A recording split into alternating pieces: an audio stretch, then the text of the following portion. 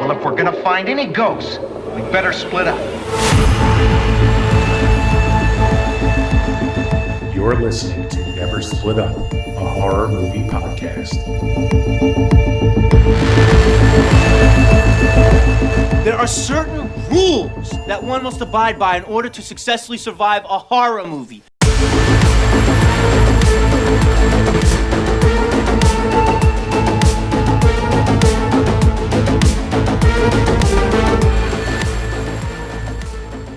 What's up, guys? Welcome back to the Never Split Up podcast, episode 49. My name's Nolan, along with my co-host Anthony. How you doing today, Ant? I'm doing good. How's it going? It's going good. We are chugging along, pretty much springtime, end of March, and we have a fun one for you guys today. This is episode 49, like I said, and we're covering April Fool's Day, released in 1986. Fun little 80s slasher horror mystery movie. Hell yeah. My sweet spot. This was your recommendation. We figured we'd throw back to the 80s. We haven't done 80s in a little bit, so we want to do a fun 80s movie for y'all. And obviously with April Fool's Day coming up, April 1st, we thought it was fitting to cover this.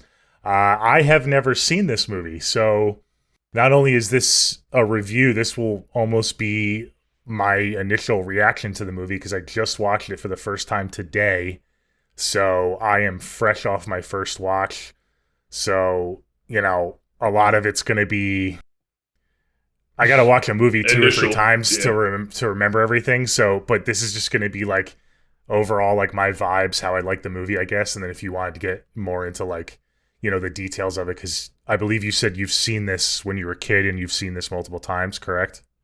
Yeah, I saw it for the first time, teenage years, and now, I've seen it quite a few times, so we'll get into it. I don't want to give my thoughts away right away, but yeah, I've seen it a few times. And I actually just picked up the Scream Factory Blu-ray. I thought I had it already, but I didn't, so I ordered that quick to you had to expedite that, yeah. I did not do that. I had to watch it on Pluto TV, so if you guys wanted to check this movie out for this episode, it is available for free on Pluto. Just got to watch some commercials, but I think you can manage for free. Or if you want to pick up the Blu-ray, go ahead and pick up that Blu-ray, people. Come on, get the physical media. Physical media for life.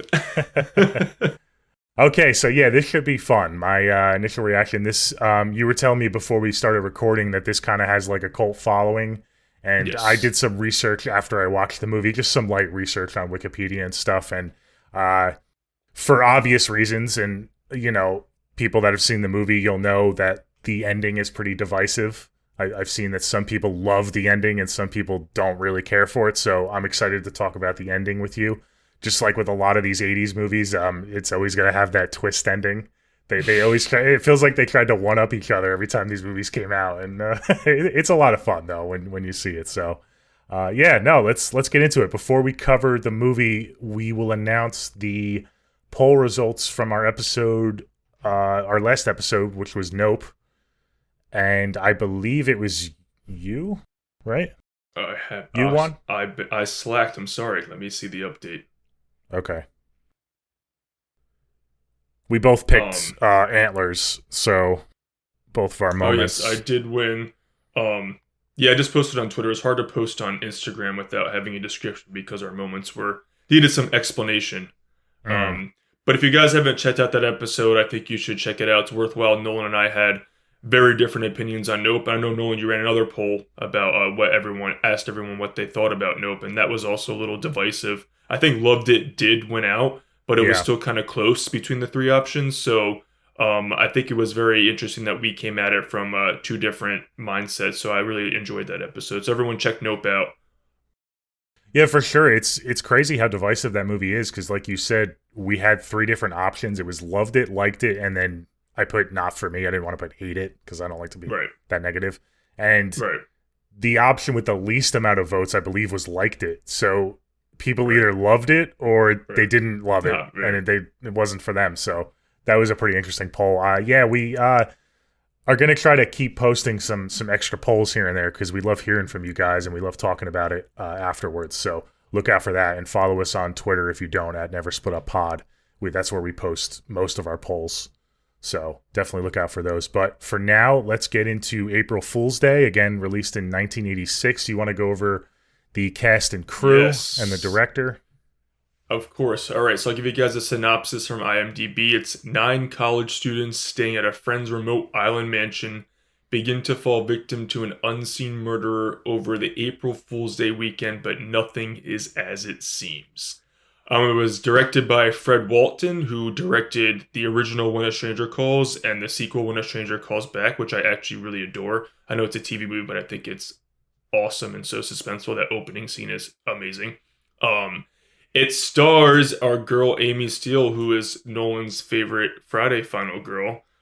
She's in another 80s cult classic here. She plays Kit. And I think the only other, the cast is fine. They're all fine. But I think the other major standout for me was Deborah Foreman, who plays Muffy. I think she needs to get her credit. She was a pretty interesting character and she had some great one-liners.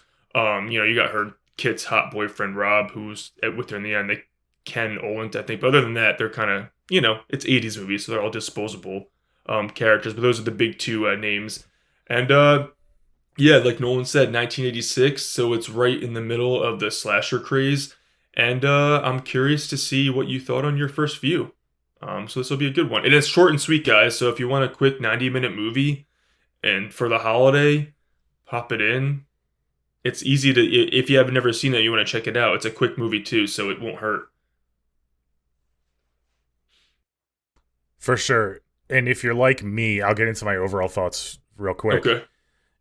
Who loves the slasher genre and has seen a decent amount of 80s. You have definitely, it's more of your sweet spot, like 80s slashers. I've seen a decent amount, but I feel like you just watch more than me in general. So, you're the aficionado. I used to, but for someone like me who enjoys a good 80s slasher and hasn't seen this movie before, I would definitely recommend it because it's an interesting take. It plays with the holiday a lot more than some of the other holiday copycats, like Friday the 13th. There really is no, it's a name only reason. It's a name only, yeah. exactly. Yeah. It really plays on that April Fool's Day, and it right from the opening sequence. They're playing jokes on each other. And obviously, spoilers ahead, guys. But yeah, there's pranks throughout the entire movie, and that plays a huge role in the movie. So I really like how that's at the forefront because, again, you see all these other copycats, like even My Bloody Valentine. It's set during Valentine's Day, but they don't incorporate it quite as much. When you think of that movie, you think of The Mine and you think of Harry Warden. You don't really think of Valentine's Day. At least I don't. So I do like that. And like I said, for someone who is used to the formulaic 80s slasher, it kind of breaks the mold a bit, which is, and we'll get into it, but I don't want to give away too much right away, but I just watched this for the first time, so when it first happened, it took me a minute to get on board, and then I was like, okay, this is refreshing in a way, so in regards to the ending? In regards to the ending, yeah, yes. So it kind of, I had to sit with it, and then after I sat with it, I was like, okay, I'm good with it now. So, I think this is a lot of fun. You mentioned the characters. I think they all do their role pretty well. Like you said, they're pretty expendable, but I think what's her name, Deborah Goodrich, who plays Nikki, she does good. Harvey, played by Jay Baker. Harvey is a good character. I think they're all good characters. I will say the only thing that it does kind of miss on, and you mentioned that Amy Steele is in this movie. I love Ginny from Friday the 13th Part 2.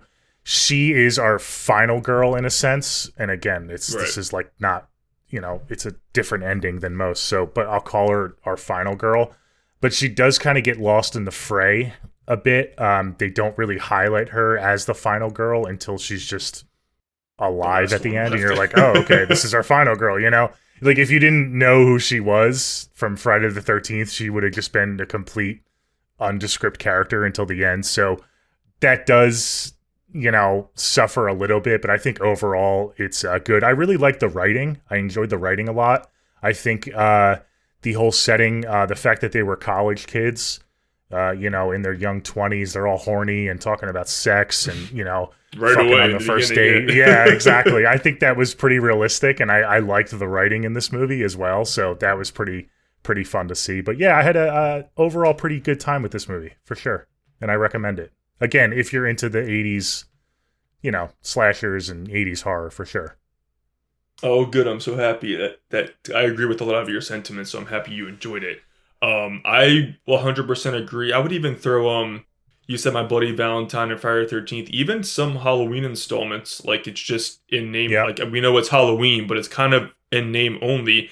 And I like what you said, this movie is called April Fool's Day, and it makes sure that it takes full advantage of that holiday, and it goes for broke the entire movie. So it really plays into it the entire runtime, which I do appreciate, because I'm someone who, I mean, we've had some Christmas episodes, we talked about Halloween, we talked about Friday the 13th. I love my sweet spot. I love a good holiday horror, and I think this movie really, really was like, we're gonna go for broke and takes full advantage of that. And I don't know, it's a gem for me. It's cute. Like, I think it's a good movie. I love, it's a good gem of a movie, of an 80s movie. It's very underappreciated, and I think that people have their feelings on the ending because, I mean, spoiler alert, it's what makes it's a slasher movie, but it's not a slasher movie. So I think people have their feelings on that, but I think that's refreshing. I mean, there was hundreds, thousands of slasher movies in the 80s, and this movie came along and it really took advantage of April Fools. I mean, the whole movie is a joke, literally. And I appreciate that, and I'm someone who really does like the ending, because when the first time I saw it, I was like, okay, all right, I'm a little gagged right now, and I'm kind of okay with it. I had a smirk on my face, so I completely agree with that. The cast, I said, is serviceable. They're all fine. I think Amy Steele does do good when she's actually given her time to shine in the end. Mm-hmm. And I really do love Deborah Foreman as Muffy. She really plays it up for the screen. Oh, yeah. And for someone who, I mean, these days, we have like murder mysteries, and you can go stay at a haunted place or do this. I feel like in this concept of this movie, what Muffy's trying to do, it's so relevant today, what she's planning for. And I want to go on an island, and I want to do that. I want to play that. I would have played that game and done that. So I think it's so cool that, in the 80s, it kind of almost foreshadowed what people like actually do today. Like, people go to murder mysteries, they go to stay at places, they go to stay at the Scream House, to sleep there for a weekend. You know what I mean? It's pretty cool. So yeah, for me, this movie's a gem. I mean, it's not the best movie ever made, which, movies don't have to be. But I think it's a really, really good time capsule 80s movie that really earned its cult following. And I do try to go back and watch it around April Fool's Day every year. And I'm going to watch it again. I watched it on Saturday night, but I'll make sure I watch it again before April Fool's Day, before April 1st. Yeah, it just makes me smile, this movie. It's light and fun, and it's a cute slasher horror movie. That's what I would describe it, because it really isn't a slasher movie. And I think that's what plays into its charm, in my opinion, when you, again, go back to the title of the movie. So yeah, guys, for me, it's also a recommend. If you haven't seen it, obviously watch it before we go any further. We got a little bit of spoilers, but you'll get a kick out of it if you like 80s and you want something a little different from your typical Friday the 13th slash and hack 'em when you get through it. Not that gory, but again, when you watch the movie, it'll make sense. But yeah, there's some good makeup effects too. But again, for me, it's a big recommend. It's charmed me. It's a charming movie to me. It's a charming 80s slasher. Okay, cool. I definitely agree. I think when you use the word cute 80s slasher, it's cute, came to my head, and it fits with the theme of the movie and the ending, and it's a PG-13 slasher, which could sound like a derogatory term, but it's really not. I only say that because it's tamed and it's toned down with the kills. The kills it still has some good suspense scenes, but it's not over the top bloody. Like a Bloody Valentine, they went the opposite way, and you really said it best when you said they really doubled down on the whole April Fool's Day holiday with the entire movie. So, and we'll obviously get more into it, but say what you want about the ending, but it's memorable, and it helps the movie differentiate itself from all the other copycat 80s slashers. So you got to give them credit for having the balls to do that and pull it off. And I do want to talk about the original ending that they had filmed too. We'll get into that a little bit more, that the director shot, which was a little bit more bleak. And I believe it was the studio, I believe it was Paramount that told them to cut it. And this might be the rare case where I almost agree with the studio.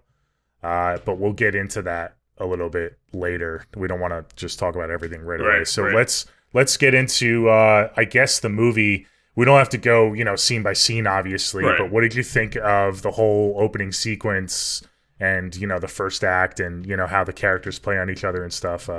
Let's get into that a little bit.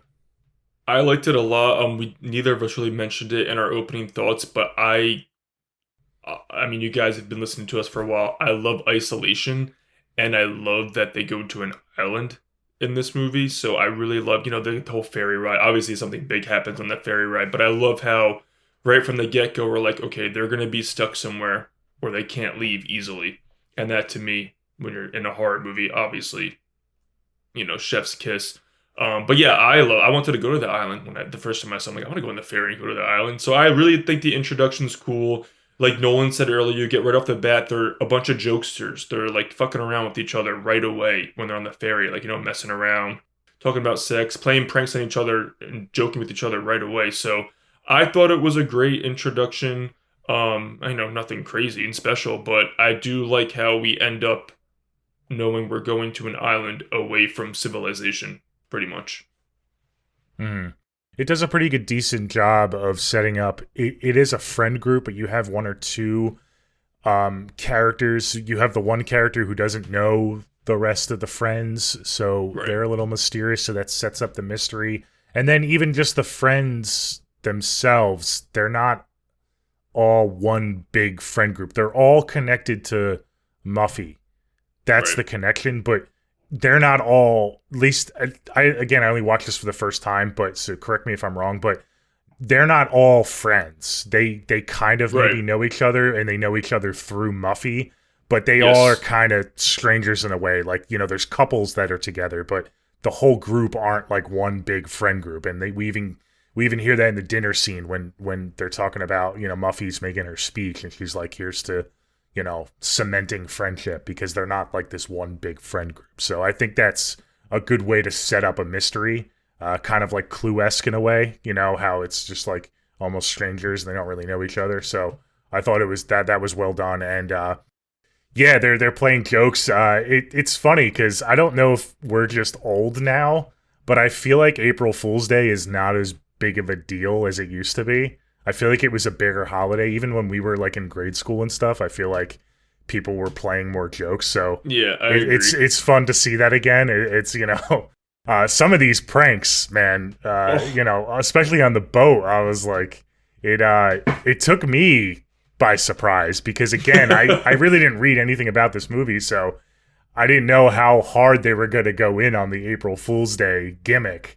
So once I saw the entire prank on the boat with the knife, where he throws the knife and it's a prank, I'm like, okay, now I'm in for a fun ride. So I think it really sets the tone by going for that big prank right away, and it kind of lets you know that you're in good hands in a sense. I agree. And again, that's going back to like, they're not messing around. Like, it says April Fool's Day, we're gonna ride with it. And I like what you said. The fact that they're not all like best friends like we usually get in our typical 80s slashers. It's a friend group, so everyone knows each other well. I think this also leads to the, if you're going to call it the whodunit mystery way more, because you don't know this person, so why would I trust them? So again, it's something that Nolan mentioned the writing, and I do agree. I think they were pretty clever with the setup. I think the setup is really well done. Again, the payoff is if it works for you or it doesn't, but I don't think anyone can really say that this setup isn't well done. Mm-hmm. Yeah, for sure. So we get our first incident that happens on the boat.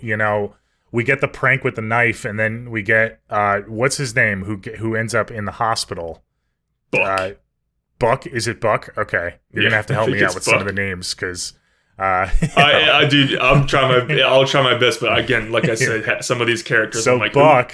This is probably a never split up moment candidate. I mean, this is going to be interesting, our never split up moments too, because in the end, it's kind of unique in a way, but there's still real moments to me because in the moment you're screaming at the TV, especially on a first time watch. Right. So to me, this moment especially, I'm like, dude, throw that fucking rope up. What the fuck, man? I mean, that boat was moving so slowly too, and I'm like, can you like turn around and look? I know.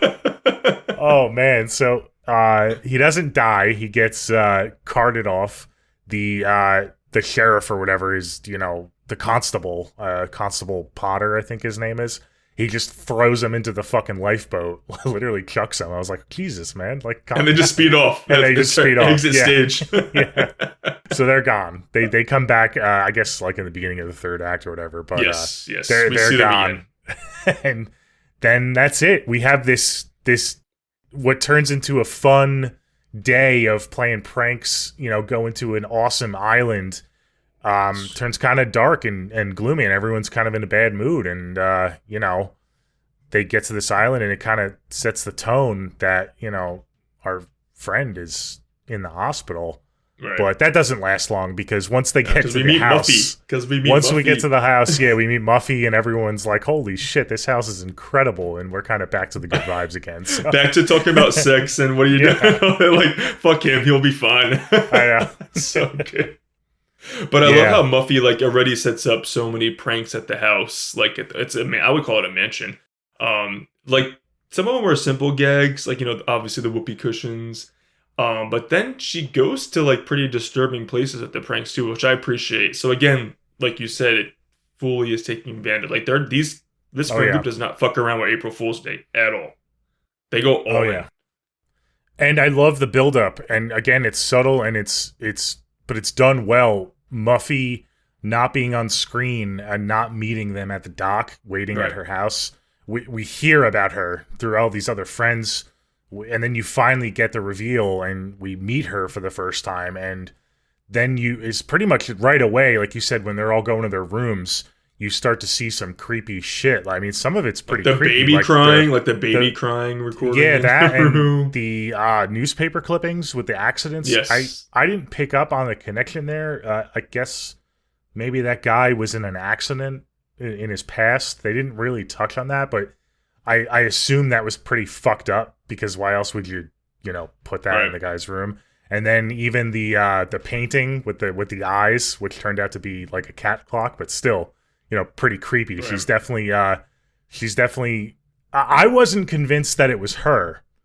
Right away, I was like, okay, this is too obvious. It's her house. I get that, but maybe she has a secret family member or something. So I thought that right away.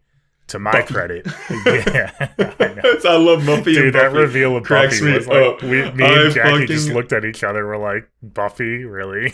I love it. It makes me die laugh. Muffy and Buffy. Yeah, with their markings on the wall. So good. Oh my god, I love it. How can you not smile at this movie? So yeah, I actually really enjoy this opening act and sequence. It doesn't get to the kills per se right away, but it does a good job of kind of again highlighting the holiday and introducing us to the characters.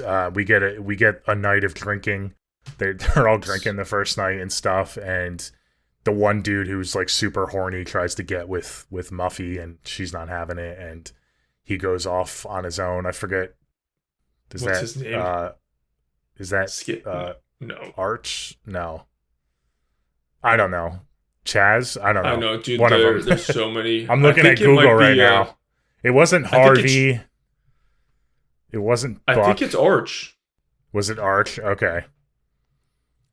Yeah, he's the one who dies in the boathouse, right? Yes. Okay. Yeah, so that was our first real kill sequence, I believe, on the island. Skip, because Skip goes missing, and then I think we find Skip and Arch's heads together at a certain point. Okay, got it. Because that's when Nikki's another candidate for Never Split Up when she goes walking off to find them, and she's in the well. She falls into the well. I know. Yeah, I want to talk about that scene when we get to it. So yeah, what did you think about the whole like first night, the dinner scene? It was pretty fun, pretty memorable. Yeah, again, like Muffy's playing pranks at the dinner table when he goes to just sit on the chair and it freaking snaps back. I think it felt to me like these people they're interacting for real. It doesn't feel like a setup. Like they're all chiming in, drinking, laughing, having fun together. And Muffy, she just has, like you said, she has that look on her face, like what's she up to? What is she doing? But yeah, I thought it was fun. I think this movie is a lot of fun, and I think that I don't think it's as much to do with the actors as the writing, but I think, I love that Muffy plays it up. But yeah, I do think that, again, it's building and building this kind of sense of like, okay, it's fun now. When's it going to go south? And it does, but I think it also plays into it's all fun because in the end, the movie is just about a fun joke. So it's charming. That's what I'm going to say. That word is charming. It's a very charming movie, and this is I love the first night. That's what we would do. If we went to a friend's on an island, we'd just be drinking and having fun the first night. So it felt real. It felt real. Yeah. Yeah, so then we get, what's his name goes missing. We get the boathouse scene, and then we get, of course, the couple. It was Nikki and her boyfriend go and try to have sex in the boathouse. Yes.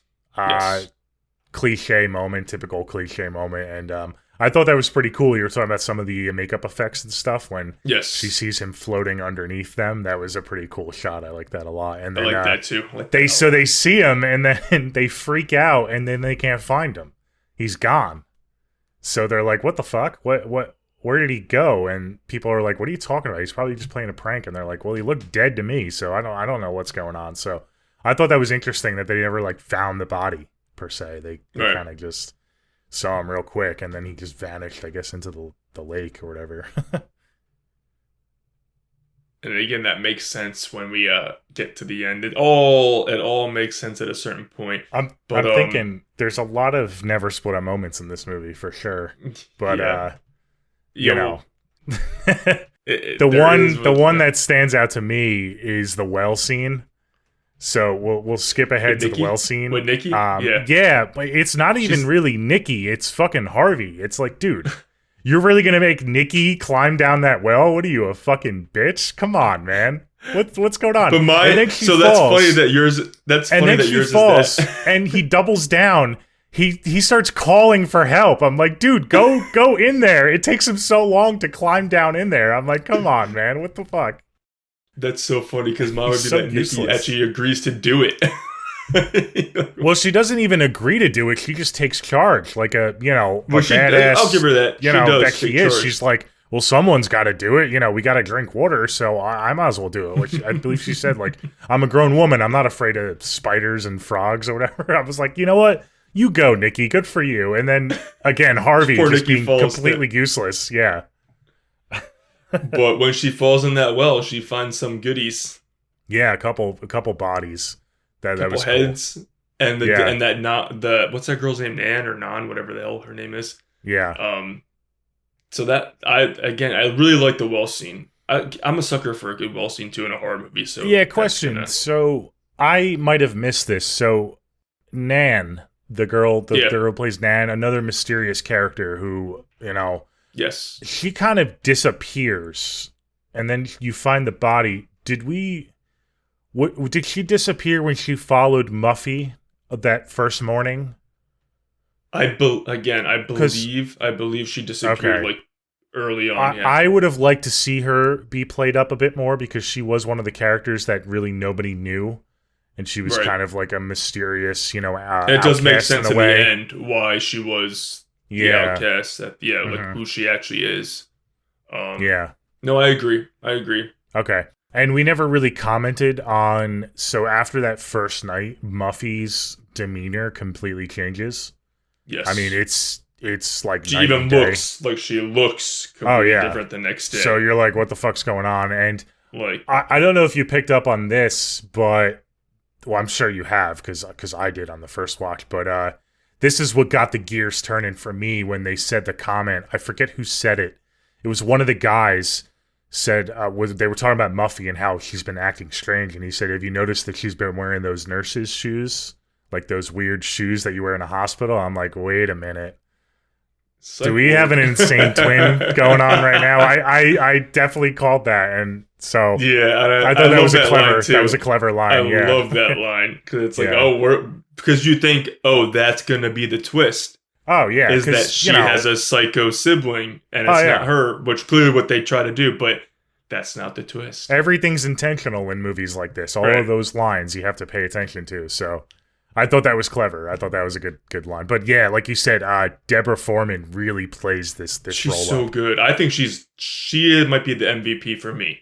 Yeah. I almost wish she got a little bit more screen time and we got a little bit more of her whereabouts in a sense. I understand why they kept her, hidden for the most part. But yeah, like the first morning where she's making breakfast and she's like, she gets all spooked when they come into the kitchen. I'm like, what the fuck? Is she high or something? What the fuck's going on with there? Crazy.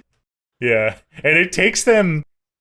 This could be another never split up moment. I feel like it takes them way longer than it should have to really connect the dots that Muffy is not in the head. She's not in the right headspace right now. Yeah, no, I agree. It took a while. I think eventually they're like, "Hey, have you noticed Muffy's been acting weird?" I'm like, "You think? Come on." And even figured like they take a bit to realize, the phone lines are dead, and we're stuck here until Monday because we can't get away. So that's what ends up happening. Obviously, the phones aren't working after Nikki finds the bodies, quote unquote severed head and body. They're like, phone lines are dead. Oh shit, we're stuck here till Monday. We're screwed. And pretty much after that, it's just like one after another. Like the members just start vanishing or getting killed. Yeah, and I will say that Nikki is probably the smartest character because after that well scene, again, this is another big moment. This is probably the moment. So I wouldn't blame you if you took this moment. So they finally get in touch with the constable and he tells them to stay put and stay together and I'll be there soon. And then they split up instantly, pretty much instantly. I mean, they're talking about Muffy. Muffy goes up into her room and they're like, well, I guess we better go to our room. So I'm like, what the fuck? Like, come on. Yeah, I know spoiler alert. I know they had to do that but mine never split up is just like they split up throughout the entire movie. Like they're always splitting up. Yeah, well, this is the obvious we're told not to split up, but exactly. So, but after that happens, I thought Nikki was pretty funny because she goes to her room and she starts packing her bags. She's like, "I'm getting out of this fucking house," and her fucking boyfriend is trying to sex her up. I'm like, dude, read the room. She is freaked out right now. What are you? He's putting on the mask and stuff. Nikki's a badass. And he's like, what are you gonna do? She's like, I'll fucking swim to shore if I have to. I don't care. I'm like, yeah, Nikki, you do that. And I believe that she would have made it too because she is a badass. I guess I underappreciate Nikki more than I should because I do agree. Do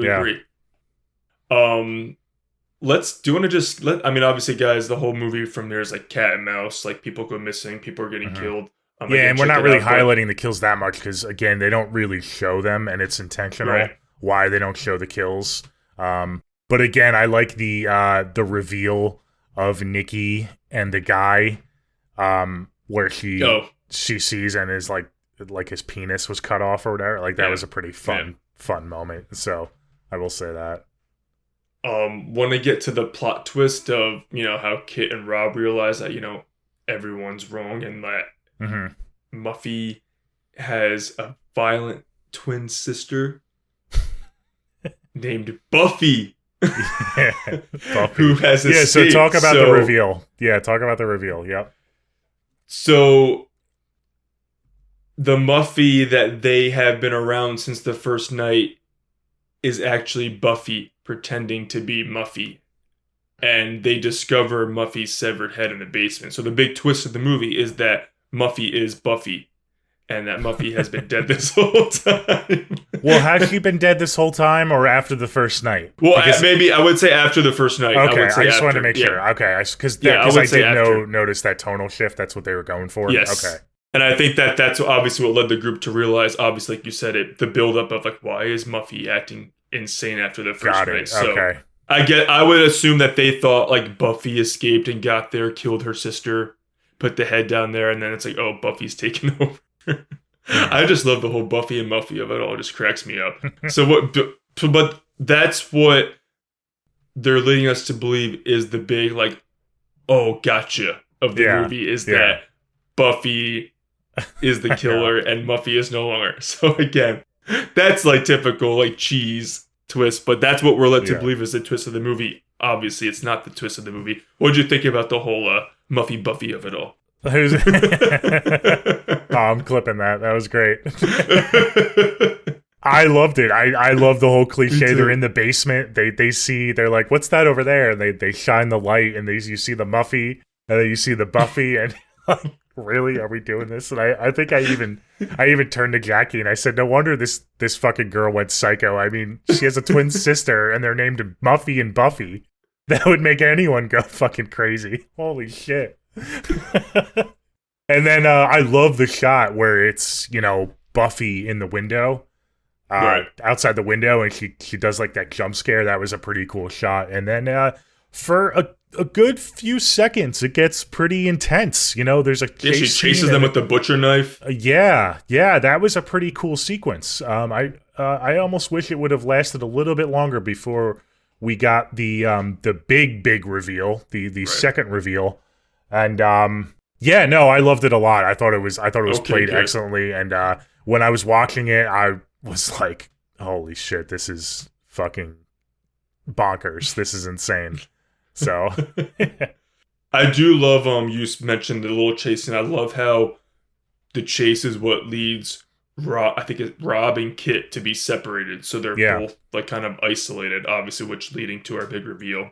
I think it was smart to separate them. Obviously, we transition to Kit, Amy Steele, and she's really in focus for that final, because she's the one who walks into the big reveal. Because Rob's still stuck in the room trying to get out to get down. Yeah, so it almost gives us two different reveals, because Rob has no idea what's going on, and this scene is fucking funny. This scene is cool. I get total. Kit reminded me Amy Steele's performance when she gets into the room. It reminded me kind of like the ending of Rosemary's Baby. How she just looks like everyone's in the room and she's just like, what the fuck is going on right now? That was great. And they it was kind of creepy though. Again, my first time watch, because you're like, obviously it's a prank, because as soon as you see everyone, you're like, okay, it's a prank, but they stay in character and they're quiet and they're not looking at her saying like, surprise. They're all just like doing their own thing. And you're like, what the fuck? Like for a second, for a beat, I was like, wait a minute, what's going on here? So kudos to, again, the writing and the direction to make them hold those poses, because it really gives her that long drawn out, what the fuck moment. We're just as confused as her in that moment. We're like, what is going on? Yeah. But let's get to it. Sure. So guys, the big twist is, after the chase with Buffy, Rob's locked in her room, and Kit, she like flees from Buffy by escaping to the living room where, she finds everyone else who has vanished or been killed there alive and well and waiting for her. So and obviously everyone. This whole thing, that's everyone. Including the ferryman, the guy, the constable. Yep, exactly. Yep, everybody. So Happy April Fool's, it was all a big joke. Or I would say more accurately, I guess a rehearsal for Muffy and what she wants to do with the property, which again, I love that twist. Love it. So Muffy comes out and she pretty much reveals that she kind of wants to turn this mansion into like a weekend horror resort, which I'm getting like, fuck yeah, Muffy. That sounds amazing. So it's almost like a staged weekend, like a staged whodunit weekend where it's a horror show. Obviously, the people coming in the future will know what they're signing up for. Her friends were the guinea pigs, which again is kind of fucked up, but I love that about her. Yeah. And we find out that each victim, agreed to take part in it after. Like, they weren't in on it until after they were like separated and segregated. So they kind of agreed, like, okay, we'll go along with this. This is funny. So I again, to me, love it. I love the twist. For hardcore slasher fans, I don't know how they would feel, because it means there were no deaths. Yeah. But again, it's called April Fool's Day, so kind of part of the charm of it. So the ending worked for you too? You know, it did, and the detail that really makes it work for me, and you definitely just touched on it, was the fact that nobody besides, I think, the ferryman and maybe the like, because constable he was a All of the Hollywood like makeup artist or something. all of the friends didn't know what was going on until they got quote unquote killed and they disappeared. Right. So that makes I can only assume when I rewatch the movie a bit more rewatchable, knowing that they're not in on it the whole time. So it kind of makes the kill sequences more authentic because they are acting authentically, in a way. They're scared in that moment. Yes. So because when it first happened, I'm like, I'm going back in my brain and I'm like, well, why did they play those moments out if Kit and Rob weren't in? And then she described it like, no, nobody was in on it until they actually died, because she gave everybody credit for being good sports about it and being in on it, after they, disappeared. So I like it. We'll get to the next scene. So, first we'll get to Rob. That was funny. That was a lot of fun. So Buck surprises him with his fake eyeball, face. Right. He takes it off and they shows him the mask and all that. Freaking out, yeah. And then he puts it on Rob, and Rob like runs into the fucking. Oh, dude, it's so funny. That's like definitely the most. I don't know. You call it like slapstick comedy. Yeah, part 100%. Of the movie. Yeah, 100%. for sure. Yeah. Did that work for you too? I'm assuming. Oh yeah, 100%. Okay. I mean, I love how what's his name? The actor who played Rob, he plays it so straight. Ken in that moment. Yeah, he plays it so straight, and I think that's what it adds. I don't know if he did it on purpose or he's trying to legit act, but I think it just made the payoff that much better, and it made me crack up more. I 100% agree. It worked for me. It had me cracking up. The funniest part to me was when we first cut. So we get the whole scene plays out. Kit realizes it's a joke, and then we finally cut back to Rob, and he's still like pounding the door, and he's like, "I love you, Kit. I love you." And you're like, "Oh, poor dude. I'm coming to save you." Yeah, it's fucking great. I thought that was great. That was so funny. That might be like my highlight of the movie and one of my favorite parts. I definitely laughed. I agree. That's awesome. That's why, again, I love that they were separated. He doesn't find out till he's like the last of the last. He's like, what the hell? No, I think again, like, I could see why people are like, oh man, that means this isn't really a slasher, but it is, because like you said, in the moment, in the scenes, these characters were threatened for their lives because they weren't in on it until after that moment. So, it's still a horror movie. It's just, I mean, it's called April Fool's Day. So now going back, watching the movie, you're like, of course that's the ending, because that's the title of the fucking movie. Yeah. So again, it, to me, it's special that they do that. And it's different than all the other slasher movies that came out, because it's playing with you. The whole movie, it's literally playing with you. So again, to me, it works. It's charming. I get when people get a little annoyed that there's no actual deaths, but for me, it works. So what did you think about the real last scene in the movie where Muffy goes back up into her room? She's like drunk, I liked it because, again, the movie's messing with you like, oh my god, is she actually going to get killed? And I'm like, okay, here we go. And then again, it's another joke, because she, I love that. First of all, when you have a Jack in the Box in a horror movie, it's also like, come on, it's awesome. So after the Jack pops out, when she's twisting it, it's that girl, that Nan or whatever, she slits her throat. But we find out that, she's not really bleeding, and it's a trick razor, and, it's all staged. Again, to me, that's another gotcha. Because I'm like, holy shit, Muffy's actually going to get killed by an actual psycho killer. Like that, how ironic's that? And then the ending is, oh no, someone's playing the final joke on her. Again, for me, it works a lot. It would have been cool for me if Muffy got killed too at the end. Yeah. But I think it worked for the movie that, everyone's trying to get the last joke on one another. So I liked it. So again, it was kind of, I had to sit with the ending. When I first saw it, I was disappointed. I thought it would have been better if Muffy died. But that's just the horror nerd in me. And upon sitting with it, I now disagree with myself, because I like that it's a complete happy ending and everyone's alive. Right. I think if you're gonna make it different, really double down and make it different. So I'm glad that they did.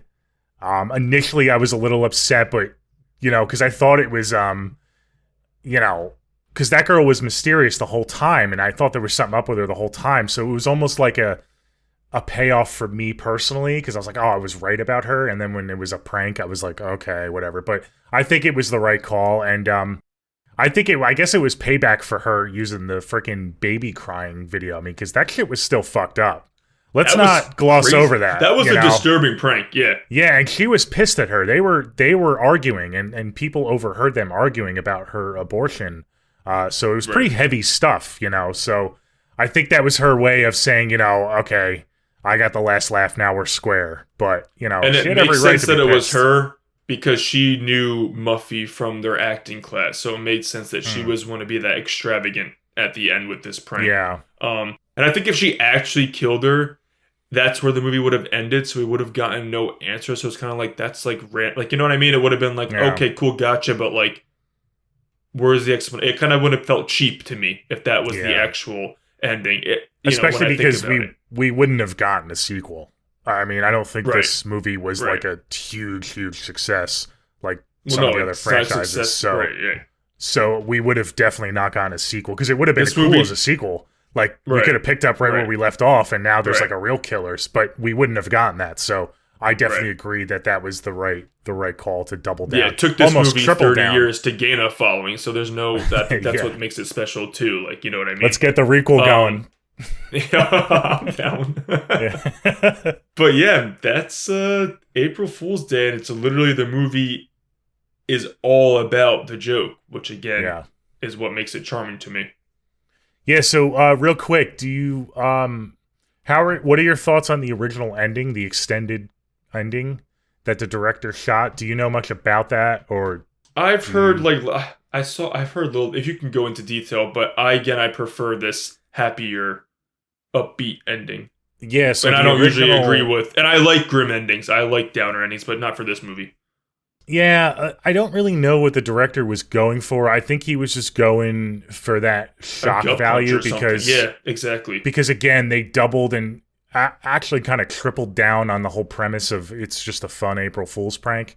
So the original ending was, and they shot it and everything, and it was in the movie. Mm-hmm. They were all going home on the ferry back home, and there was a murder on the ferry as they were leaving the island. I don't remember who it was who did the murder, because I looked it up a few hours ago, and I'm terrible with names and stuff, but one of the friends actually turned out to be psychotic and started, murdering people on the boat, and that was kind of the last shot of the movie. So, the producers and the studio watched the movie, and they all agreed that we should cut it, and we should leave it as the happy ending, so that's where I say I kind of agree with the studio on this one. I'm not quite sure what he was going for, and it's kind of unfair for us to say because we haven't seen the scene, so maybe we would have liked it. But I wonder if it's on the Blu-ray. I gotta check it out. It's not. I don't think it's the only proof or the only thing you can read is the novelization of the movie. Okay. When it came out, includes that scene of the murders on the ferry boat, but I think the footage itself might be lost. I don't think anyone's ever seen it, at least to my knowledge. All right, that's a bummer.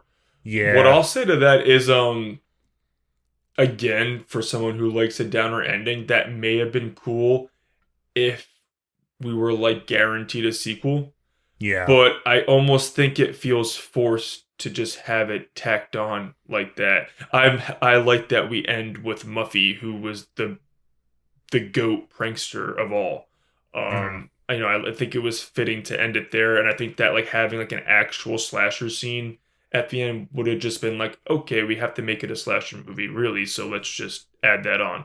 So it kind of feels unearned. I don't know if that's the word I would probably use. No, I totally agree with you, and I'm on the Wikipedia right now. It was Skip murdering the Muffy. one who went missing first.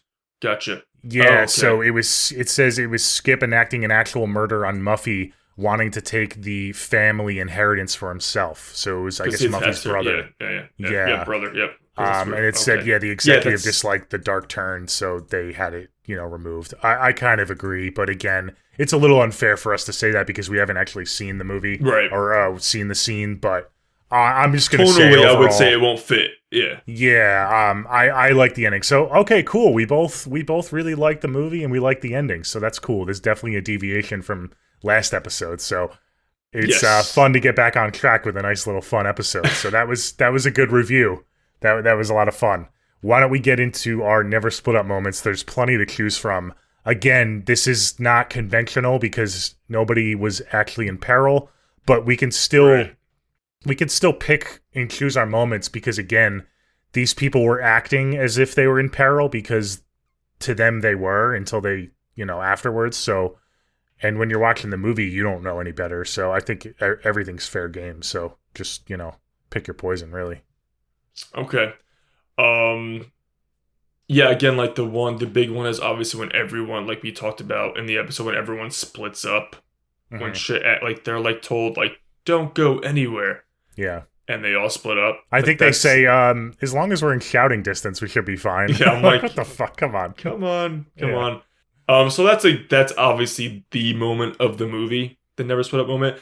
But for some reason, whenever I watch the beginning with Buck and he's just throwing that rope, again now, but like in context, like obviously we know why, but like when I'm watching it, like the first time watchers like, fucking move, like get out, like why, like it's just such a slow motion. So I'm gonna go again. It's hard to pick a never split up because obviously that was intentional, but I'm gonna say Buck just because whenever I watch that one scene, I'm just like, you're such an idiot, like this is so unavoidable. So I'm gonna go with Buck because it cracks me up that we're just watching him try to throw a rope for like 10 minutes. It almost seems like when he can just fucking swim out of the way.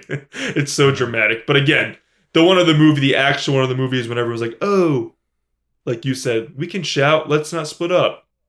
But I'm gonna go with Buck just because I'm like, this is so stupid.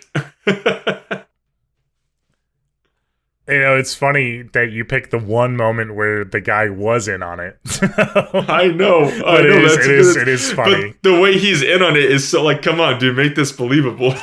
Yeah, I know. Yeah, no, for sure. Okay, cool. I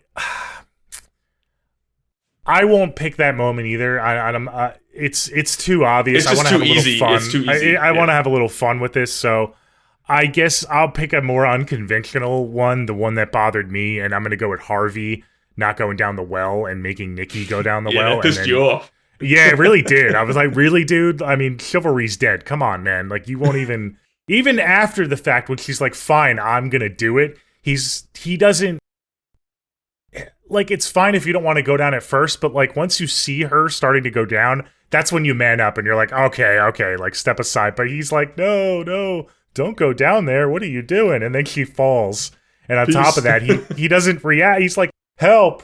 It's like, dude, go get her. What are you doing? So yeah, Harvey in that scene just pisses me off. Like, what are you doing, man? Come on. Yeah, that's a good one too. I agree with that 100%. That's so funny. That's so much. Yeah. All right, let's get into our scores real quick. I'll let you go first. I'm still, first time watch for me, so I'm still processing. So I want to hear your overall thoughts and your score. Okay. Yeah, this movie works for me so much. It's a gem, an underseen gem, and underrated. And I'm happy that it has the cult following now. I'm happy that more eyes are getting on it. I think that, when you watch it and you know what it is in the end, you can't not just smile and be like, oh, this is a good movie. And I think that it's one of the holiday horror movies that takes the most advantage of its title and its holiday that it's portraying. So that to me is huge because some of these other movies just use it in name only, just as a marketing tool. And this movie went full in. Again, Muffy is my girl. She's the MVP. I think she was the perfect amount of creepy in this movie. This movie to me is just something that I look back at fondly. I think it sticks out among the other 80s movies that really were just ripping off each other. This one did try to be a little different. So, I'm going to give this one a 7.5. I do go back to it pretty often. It's a fun movie. It's not groundbreaking, but in the whole 80s horror subgenre, slashers, I do think it sticks out. So yeah, 7.5. It's a really good movie. It's fun. I get the nitpick would be there's no actual slashing and kills, but again, that's the point of the movie. So It's the point of the movie, and it helps, like you said, it definitely sticks out. There were so many copycat movies in the 80s, Right. not just with holiday theme, just slashers in general. So in general, I mean, I guess people, if you watch it for the first time, like today, you know, it's very easy for someone today to be like, oh, there's no kills, you know, this isn't scary, I'm not going to rewatch this. But you have to remember, this is the 80s, and, you know, subverting expectations. I mean, that was a big swing by them. 100%. We didn't talk about, I guess it didn't have that much success box office wise, but you know, it's gotten more of a following now. So it really does differentiate itself. And it's, like you said in the beginning of the episode, it's refreshing. And I could see myself going back to this every April Fool's Day. I really can, because like you said, it does play on the holiday way better than some other movies that really could. I mean, this is right up there in terms of, like, you know, theming and stuff with a Christmas movie in terms of, I mean, the pranks are just all over the place. It's really cool. They could have easily just thrown in a few pranks on the boat, and then all of a sudden people start getting murdered, and it's just a straightforward movie, and you forget it's April Fool's Day. But they definitely kept that throughout the movie. So I really do appreciate that. I think it's a fun movie. I'm gonna give this even 7 out of 10. Good, yeah. Yeah. It's harmless. This was a fun watch. It's a harmless movie, yeah. Yeah. Really good slasher, really good, you know, I guess I would call it like a black comedy. Good kind of whodunit mystery. It kind of plays on some of those subgenres really well, and the writing was really well, so really well done. So yeah, even 7 out of 10. So we both really liked it. I hope you guys liked this episode. This was episode 49, and we have a big announcement for episode 50. Ant, do you want to take it away and tell everyone what we will be doing for our big 50th episode? Did I say anniversary at first? I'm sorry, I meant episode. Well, it's our anniversary, our 50th episode anniversary. But yeah, well, first of all, I'm really happy that you like this movie, because I was the one who brought it up and recommended it. So, all right. That was a good payoff, all right there. I was nervous. Like, I hope he's not like, oh, why'd you make me watch this? But all right, cool. So, but next episode, it's the big 50, so we wanted to do something special. Nolan did run a poll a little while ago, and it seemed like you guys are really fond of our rankings. You guys get into it because we get to, you know, we both have different rankings, and you guys get to also give your input on the rankings. So we're going to go back. We did a ranking a while back on our classic horror villains, and we're going to bring it back for episode 50, but we're going to do our favorite modern horror villains. So this is going to be, I think I said the rule for the classic was it couldn't be anything after the 90s. It had to be like nothing in the 2000s and above. So now these are going to be 2000 and after are going to be the modern horror villains that we rank. So again, even though we did that and split it up, it's still going to be stressful for me because there's so many fucking villains to rank. So guys, this is going to be a big episode. Get your lists ready. Any horror villain 2000 or after, it's going to be a big episode, and I'm excited because we're obviously going to have different lists. And Nolan, you had some unique picks for your classic one, so I'm excited to see what you come up with. Yeah, for sure. And so, yeah, it's going to be 2000 or later, and the other stipulation for us is we can't repeat picks. So if we have Michael Myers, we both had Michael Myers, obviously, so we can't pick Michael Myers again on our modern. No Michael Myers, no Ghostface, no whatever, you know, because, Yeah. Ghostface is, I believe, still on the table for me. I didn't have him in my top 10. You didn't put him? Yeah. Yeah, but for you, like, anything that was on our list, we can't repeat because we had to pick. Okay. Because obviously Halloween is still relevant.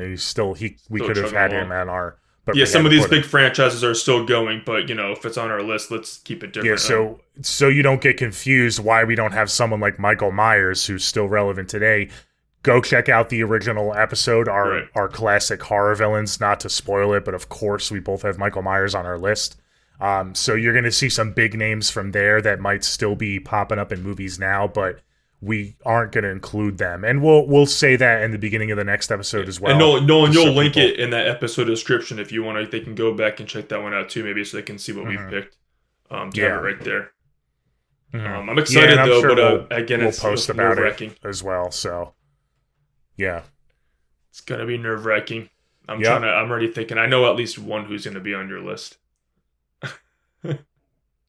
okay, yeah. No, I mean, I'm pretty sure I can name a couple of yours as well. So Yeah. it should be fun. But you know me, I like to mix up my list and have some I unconventional know. picks. I know. So this should be fun. I really gotta. So it's gonna be top 10 again. I don't know if you said that. It'll be top 10. Yes, top and 10. I'm sure we'll have honorable mentions. So Right. yeah, for sure. But in the meantime, go check out our latest episode, Nope, that we did. We had a really fun time with that. We definitely didn't agree on that episode like we did with this episode. And go check out the classic villains list that we did. Sometime last year we did that. That was a great episode. So we're really excited for our 50th episode, and we'll see you guys next time. Thanks so much, guys. Bye.